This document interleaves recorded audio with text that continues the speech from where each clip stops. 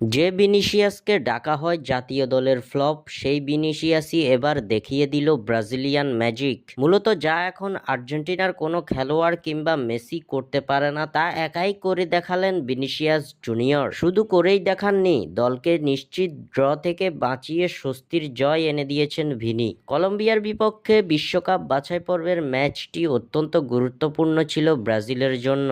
এই ম্যাচে জিততে না পারলে পয়েন্ট টেবিলের ষষ্ঠ স্থানে নেমে যেত সেলেসাওরা। আর এই ম্যাচে জ্বলে উঠলেন জাতীয় দলের ফ্লপ উপাধি পাওয়া ভিনিসিয়াস জুনিয়র। শুধু জ্বলেই উঠলেন না, ম্যাচের ৯৯তম মিনিটে ভিনি যেই গোলটি করেছেন তা নিয়ে চলছে বিস্তর আলোচনা। কলম্বিয়ার বিপক্ষে ব্রাজিল জিতেছে ২-১ গোলে। তবে এই ম্যাচে ব্রাজিলের জয়ের চেয়েও চর্চা বেশি হচ্ছে শেষ মুহূর্তে করা ভিনিসিয়াসের গোলটি নিয়ে। ম্যাচের তখন অতিরিক্ত সময়ের খেলা চলছিল। ৯৯তম মিনিটে নিজেদের অর্ধ থেকে আসা বল পান রাফিনহা।